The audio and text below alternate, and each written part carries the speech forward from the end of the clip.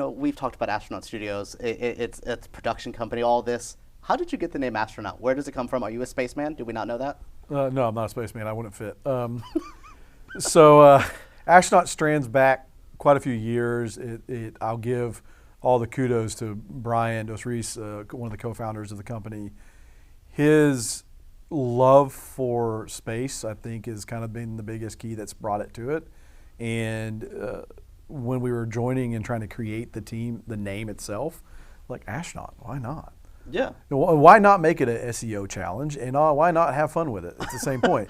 Wow, I love how you brought up SEO into that. Just Googling those things. Yes, Buzz Aldrin's coming up. Yeah, I mean, but we wanted it to be, think of it as like we're always talking about the arts and crafting. Remember, when you go to space, you're outside of this world. So think outside the world. Think outside of the flipping box. That's really, if you think about it, Astronaut is to make you think outside the box.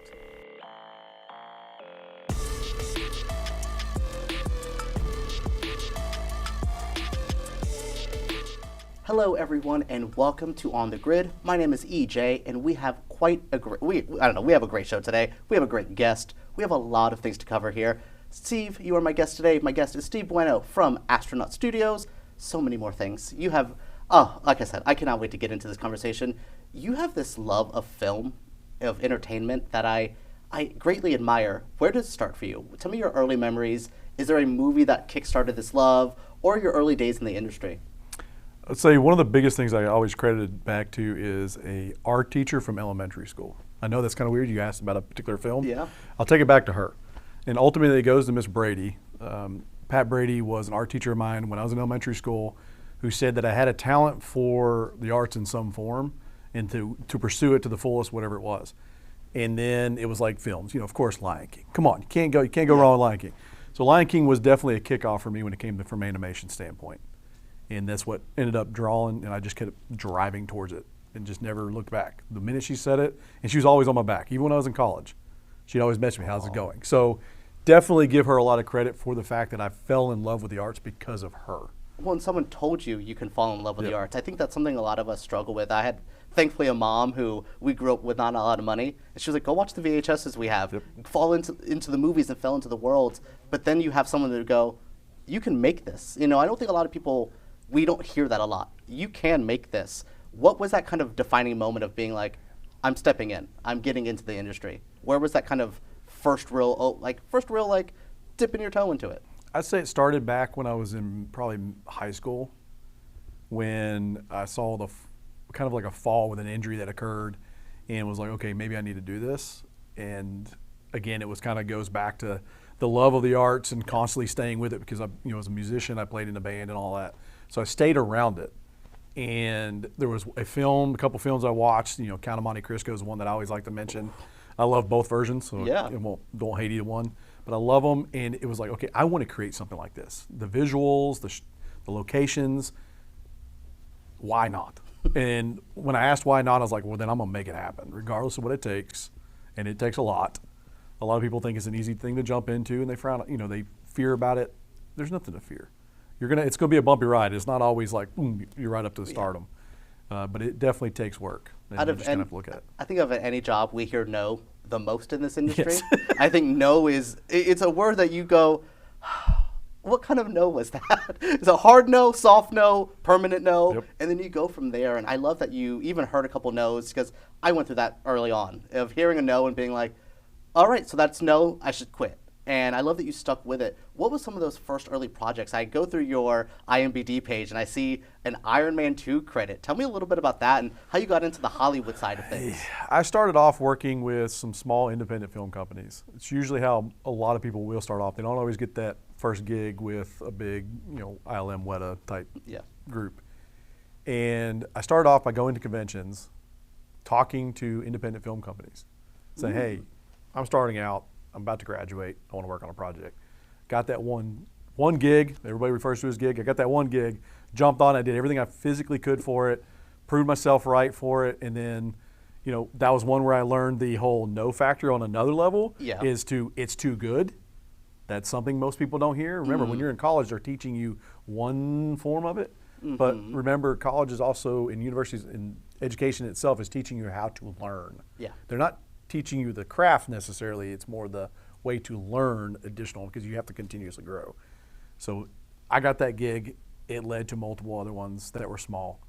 And out of one of them wasn't a visual effects artist who said, Steve, I got a project for you. Can't tell you what it is yet, but I'll send you the information. And it was Iron Man 2. Which is kind of crazy, even going back to that. That was a smaller production at the time. Yep. That's before the Disney machine, the Marvel machine that we all fear in this industry now, of, the Marvel machine. But, you're in a early days of that. And if you look back on the work in that movie, it's aged well, which I will say mid-2000s VFX has aged better than some of the stuff from 5 years ago even. No, I love that. And, we're talking about VFX there. Tell me about being a 3D artist. Tell me about VFX. That's a world. I went through film school. I paid my money. Did not pay attention to those classes. So I'm always amazed, like, why? How are you doing this? My mind doesn't work like everybody else's. And I refer to it as the TLC, HGTV. A lot of people can relate to that when it comes to house remodels. Oh man, they did a cool little pop-up.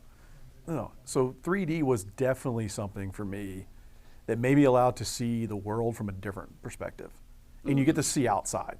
So when you're in the visual effects side, you're in the 3D side, you're in that virtual world, which a lot of, virtual, that word nowadays is way overused sometimes.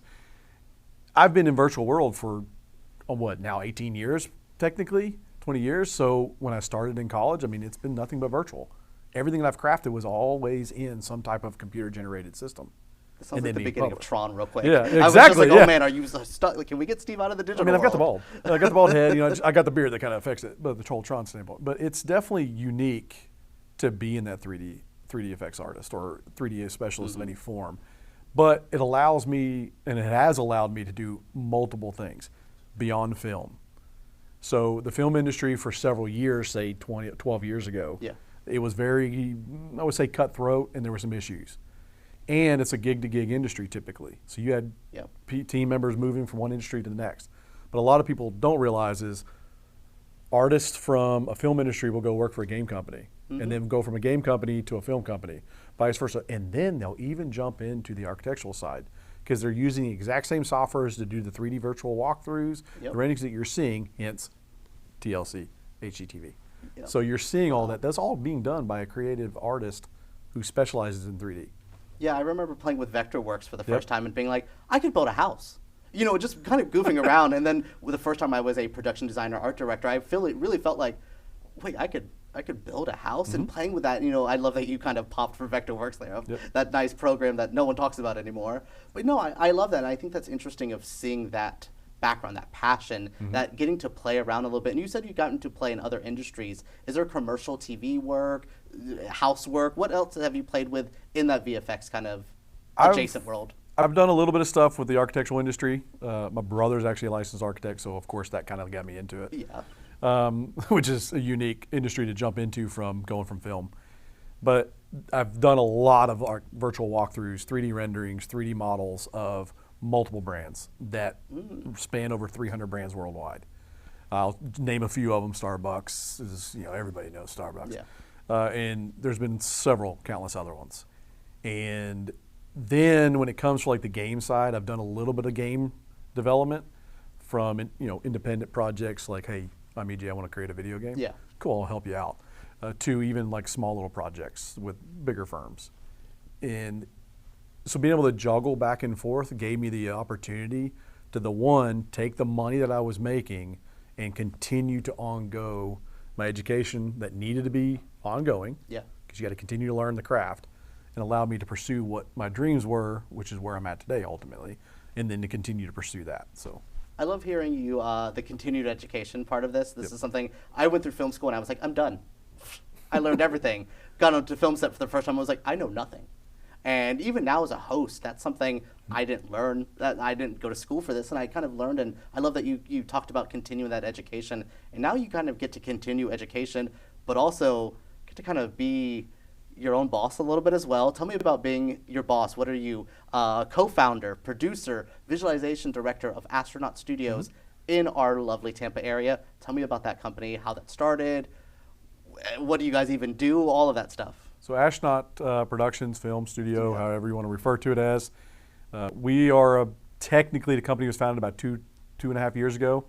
We started off as a production. We're ultimately a production company, ultimately by heart. The 3 founders together have a combined over 40 years of experience within industry itself of some form of production, from product to business development to the music industry and then film and the visual effects side. So ultimately, the 3 heads you have, being bashed together and then spewing out allows you to create really cool and unique mindsets and visuals. And we think outside the box, and we always tell people there's nothing impossible. Nothing you come up with, we're going to turn down. And then we wanted to share that love of what production was. So ultimately, we did come together from another company that we had worked with and that we were, partly into. We came together and realized that's why we needed to build Astronaut. Then we're like, okay, Astronaut Studios needs to happen, because then we can share our craft with other people, as well as allow people to use those studios and treat them as if they're theirs. We don't want this to be seen as like most studios. These are yours. When you come to use them, they're yours.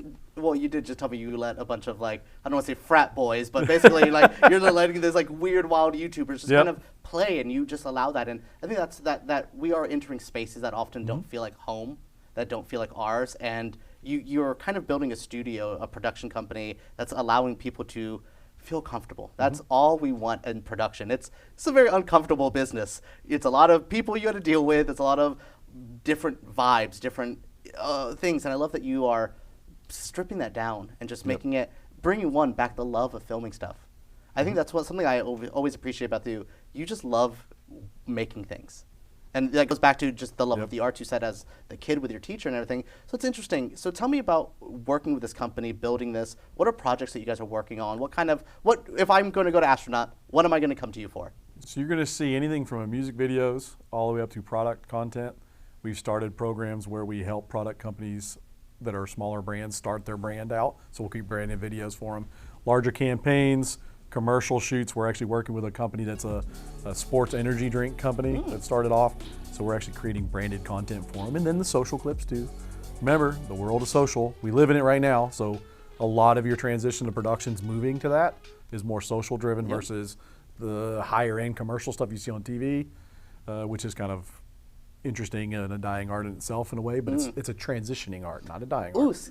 Look at that. Oh, so, that was good. Remember, and so we do a lot of that. We are working on 2 feature films of our own. They're going to be about 45 to an hour long, and those should be kicking off. One of them will be kicking off next month into pre-production. The other one will start within probably July. Oh, that's amazing. I love that. Again, you guys have such a diverse palette, and you are in the Tampa Bay area. Tell me about Tampa, Florida. One, why are you here? As anyone, as a native Floridian, I'm always just like, why? Why do you want to come here? But why are you passionate about bringing entertainment here? We're growing, we're budding, and I like to see it, but why do you want to build it here? So I ultimately moved here for a project and a gig that I was partly into, invested in, and while doing that, I knew that this was probably a crazy idea. Let's be real. Most things you're going to jump on, you're like, this is a leap of faith. I'm going to hit every rock on the way down, but eventually I'm going to find a rock that I'm going to land on my feet at least. So I jumped on this and hit Florida. And I was like, okay, from a person who hates heat, it's unique to live in Florida. But I've loved it. My family loves it. My kids love it. We've enjoyed it. But there's something about Tampa and there's something about Florida, but I just want to say Tampa, the region around it. There's a lot of art here. There's a lot of unseen art of all forms. And there's from visual to everything. Remember, at the end of the day, we're creators to some extent. The beauty that we have here in Tampa needs to be seen. The craft, the skill, and the talent that's here, people don't know about. So now it's starting to bloom. You're starting to see a lot more of it nowadays. Even from the big pictures in the feature films and stuff, you're starting to see a lot of it. People recognize some of the stuff's being shot in Tampa, or at least in the local area. Suncoast was a movie that just came out recently. I got to speak to the director, who's from the area too, and again, that passion she said about bringing movies here, bringing them to the Clearwater, to the Tampa area. We have such a good spot, and I love that. You, even as an outsider to this kind of thing, you don't have that hometown pride. You still were like, do it. And I love that. Have you met kind of artists that are happy to have you wanting to do this? Because I will say, I came out of film school the year that we lost that massive tax incentive from the state and all that, and it was terrifying. You saw a lot of people scared. And now with Astronaut and things like that, are you seeing people happy or getting a little less stressed? A little. There's a lot less stress. There's still going to be stress, and it's going to take some time because it's a growth movement. Because of when the incentives kind of dropped, and those incentives are starting to come back, they're starting to try to find ways to make it more incentive. But again, incentives are nice, but incentives don't answer the question. Or the answer to it is bringing other companies to assist with what film creates. Remember, technology, research, arts, anything. You need smaller companies. Yes. Yep. Well, the amount of money that gets dumped into a region when a film is shot or a commercial is shot is countless of hundreds of thousands of $1 million when it's large picture films. Yeah. Or even commercials. Our mayor talked about having the Super Bowl and WrestleMania like back to back almost, and what that did for our area. That's production's much different type. Brings of a lot of money. Yeah. I mean, there's a kickback from a tax side for the company. Let's be real, but it's more to that than that. It allows people. This is the beauty of Florida.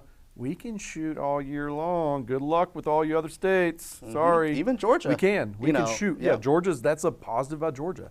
They have an ability, to an extent, to shoot. They still snow. We'll say 10 months out of the year. We have 12 months we can shoot pretty much anything. And we can make it look like anything. Yeah. What do you feel like we're missing in this area? What do you feel as a creator that we would need to kind of bump up the entertainment aspect? I always feel like we need a Pinewood studio, something like we need and I love what Astronaut does. I love the studios that we have, but we don't have like a huge studio here. That's one of the things. What else do you feel like we're missing that can be key to our infrastructure?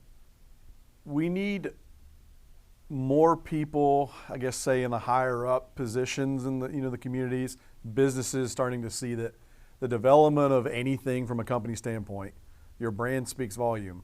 But again, as a product, a company, a service that you offer, if you don't have production companies to cater to you, your production company is what makes you. Without video, you don't necessarily grow.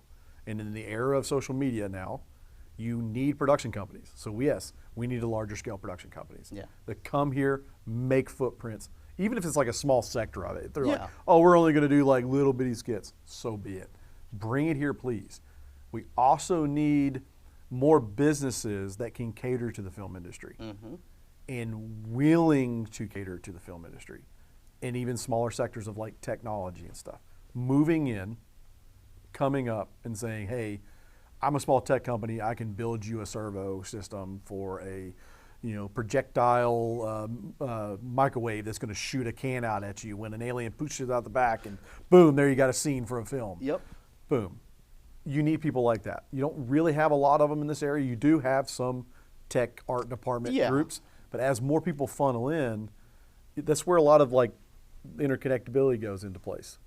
That's why you see Atlanta growing, is because you have a lot of tech, you have a lot of medical, you have a lot of arts, and they embrace it, and music, and they work and coincide with one another. And I'm going to say this, we are a team at the end of the day. Your production company, my production company, we're not competitors. Without working together, we will not grow this industry here. It will not grow. You have to be willing to work alongside someone you may see as a competitor and make this grow, because that's how it grows. Is working together. No, I see that a lot in a lot of industries, and I'll even look at the camera for this. If you are worried that you are not working and you're going to get crowded by another production company, make your work better. You know what? Keep up with people. That's we went. That's I'm a wrestling fan, and there's a new wrestling company. We're seeing WWE grow. Again, competition fuels us in a lot of good ways, and it doesn't have to be I want you dead kind of production company. It's just I want you, maybe I want to be better than you. And that drives you. And I love that we're getting that a little bit here. We're, and things like Astronaut is really a big fuel here. And again, you're making it accessible to people who don't normally have these things. And I think that's something big as well. Are you wanting to get people in who have been heard those no's or haven't even been told no before? They don't even know the door is there for them to walk through the door to hear the no. We want, people need to hear the word no, because yes is used too often in the world today. But people need to hear the no. We want to be those people that can tell you no. We also want to be the people that tell you yes. But we want to be those people that tell you yes and want to help you. Because there's a lot of people that want to become something, but they don't know how. that's what we are here for. I mean, ultimately at the end of the day, we want to see, you may be like your revenue may be millions and millions and millions of dollars as a company, and you're like, oh, I'm going to come to Astronaut and get services. I want your services, or we'll help you. We may be smaller than you. We're going to help you regardless. Yep. Each team gains something from that. And it could just be like, hey, we worked on that project with, we'll just throw a team out there, Weta. Yeah. Please. Yeah, Weta, please. Please. We'll put the energy out there. Yeah. But I mean, if they came and say, hey, we want Astronaut Films to do something with us, of course, we're going to help take care of them. We're going to do whatever it was. Even if we don't necessarily get any credit from it, we're still going to help. Because at the end of the day, we can still say, hey, we worked on this project. We helped them get to this. Mm-hmm. I don't think people realize being nice will get you far, and those credits too. I mean, there's musical artists who don't have a credit on a song, but they're like, the check's still cashed, Yep. and I know I worked on it. So that's how I feel like you as well. So where do you want to see Astronaut? Where do you want to see you in a couple years? 5-year, 10-year plan. Where do you want to see it grow to? What's the next steps as well? Like, what more? You've talked about social media kind of popping up.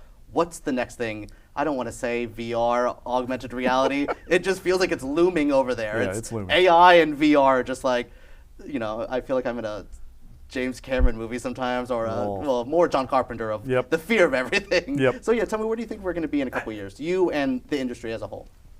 Our goal in 5 years is to, one, have the studios be, in a way, what we refer to as a membership sufficient, to where those are running in the form as everyone who is using them are members. We'll say 90% at that point. Yeah. And they are treating it as if it's theirs. Those are their studios. Yeah, they're Astronaut studios, but they're their studios. You can call it your own, so be it. That's where we want it to be in, say, 5 years. But we're not stopping. We're going to open more studios, and we're going to open crazier designs, newer facilities, and we're going to, of course, keep up with the industry and some of the changes that are occurring and tech that's coming in. We want it to grow while the industry grows, but also allow people to learn the craft instead of the new. Because as new comes out, people think, oh, I need to learn that. But you need to know the fundamentals. Yep. You got to learn the rules before you break the rules. Yep. And I don't think anyone, I think that's a big art industry thing. We have to learn these rules before we break them. And I love that you want to be that and be that kind of home for a lot of people. Because as someone who, I've always struggled with doing productions in the back of my living room sometimes. I'm like, I want a studio, I want that ability, but we don't really feel like it's there. We don't really often feel like we have that. And I love that your mission, it feels like your mission statement is like being like, just come and film. I want to see what your little goofy self's going to do over here. Yeah. Come and do it. I love that openness, that willingness to kind of bring people in. So you talked about memberships and partnerships. Tell me a little bit about that, and do we have any kind of things like that set in place already at Astronaut? So we do have some memberships in play, even on the side of the production standpoint. We offer subscription-based memberships to companies who are startups, new brand companies that need video, but they don't know where to start. So ultimately we come in and we call it as like, we're ultimately going to come in and be your marketing team. But you're out of house. And each month you pay a subscription fee in your membership and you get a guaranteed service in return. So we become that member in place. From the studio side, we have other services from the membership kind of side when it comes to production, but from the studio side as well, we're offering memberships in the form for creators of all types. We are also going to look at photography days to where we actually set up all the studios and let photographers come in and say, hey, join the membership, and then you get a massive discount of a rental as well as guaranteed blackout dates X amount of times each month to where you get to come shoot. And this studio becomes yours because a lot of photographers, when they're starting out, they're working in their garage or they're trying to figure it out. Or they're renting a studio that's far too expensive for even their smaller productions. I've done, modeling gigs trying to think of being like, I don't really need to spend $200 an hour, but I have to because where else am I filming? And I love that you've kind of built a home for people. Whatever makes it easier, because that's the key, is like everything's got to be easy. They got to start somewhere. And if we give them that opportunity, it's not like, oh, you were going to stay on that membership forever. The goal is to get people to leverage the memberships and the programs in place so that they grow to a point where like, okay, now I want to do a custom project with you, EJ. You guys are doing fantastic work for us. Now we need a campaign video. We need a a Super Bowl commercial. Now we're talking commercial alone to even spend a 1 minute on a freaking TV or a half a minute or whatever it is. I think it's like $1 million, 15 seconds or whatever for a Super Bowl ad. So like you got to think those productions got to cost $5 million to probably produce, and that would be the projects you eventually would get to if you can help that company elevate to that point. Yep. So that's our goal. Is we're elevating everybody from whatever standpoint, from studio to production side, is elevating the teams that we're working with. So I am a baby Steve, and I want to build a production company. I want to build this. What are some tips? Because you seem like this industry is so often scared to give people tips or give people your key to success. What are some of your keys or some early tips that you could give somebody starting off a production company, starting off where you were, years ago? I don't like the phrase "have a thick skin." I would say brush things off. You're gonna meet a lot of really hateful people in this industry, but there's a lot of really fantastic people in this industry. Look for those people. They're everywhere. And also be proud of the craft that you're capable of creating at the level you're at. And when you're moving into something, don't be afraid to ask. Ask the questions. Even if you may know, don't be afraid to ask. And you're not meant to be an expert of everything. You are meant to be an idea person, a thoughts guy, a person who just wants to create and craft. But you make sure you get around the team and a network of people who can be your experts. Because together, ultimately, is when you craft the masterpieces. You've said a couple things multiple times throughout this. Teams, Yep. networking. You cannot do this alone. No, you cannot. Absolutely not. Tell me a little bit about the teams you've built, the people you have in place, the support system, your family and things like that. But who around you, do you think that's important to have these people, not just yes men? Yes. No men too. We need all of that. Do you think that's a key to this, key to your success? A massive network is your key. A lot of times your network will funnel your work. That's been a lot of my industry, a lot of my life as moving up in my career. I've shifted from doing visual effects and animation and stuff in working the 3D side to being more of a producer and working on a lot of projects as a producer. Those networks are going to feed you. So make sure you maintain those rapport and those relationships. Rapport is a big factor in this industry. And, find those people you kind of don't always get along with that are going to be the no people. Yep. Maintain that relationship too. Yeah. Because a lot of times those are going to be people that are going to feed you like the interesting jobs that are going to lead to something else. Yep. And I would say team is a big factor to me. I always use the word team because there's no I in anything that's created. So looking for the word I, and they're like, nope, no I's in that. Yep. Not. I mean, there's something happened with something else, and there was multiple things that made it happen. Yeah. Multiple people that came together. So make sure that everyone is treated as a team. I refer to it as like a team or a family. We're all here to help each other, and make sure you get yourself around the right people, and know that there may be some that are going to be naysayers, but a lot of times those naysayers are what you need. No, yeah, you need that person to make you aggressively question every decision you've ever made. Filmmakers, Tarantino, Scorsese, they've had editors, they've had producers who are like, "You're a crazy person." Yep. Usually women. They've had their women producers be like, "You're a crazy man. What are you doing?" And then they guide you. And I love that you are very open to that kind of that feeling. We need it. All right. Any last little things you want to promote? Anything you have coming up that we should look out for? Tell me a little bit where we can find you as well. You can find us, of course, on the social media as theastronaut.io, as well as Astronaut Studios. Everything is .io. We don't do .coms. We're trying to be all hip and stuff, okay? Yeah. We have multiple social platforms. Keep an eye out for the feature films that we're coming out with. They're very unique in the sense of one is actually making the viewer the main character. So that's a new thought, so a new concept. We want people to feel the emotion of the film, which it takes you back to like the Charlie Chaplin type kind of days, like where you kind of like want to get into it. So we want people to feel the same way. And then all I can say is just keep creating. Don't stop. Keep doing what you love, and make sure you have the support system with you. Oh, Steve, I could speak to you forever. Like, you are just one of those guys who have endless information. You just feel like, again, the love you have. That's the number one thing. this is a business where you can get real jaded real fast. I hope you still get to play with visual effects. I still hope you get to mess around for now fun and stuff. I just love your positive attitude. I love what you bring to this. I love what you bring to Tampa. Thank you all for joining us for On the Grid.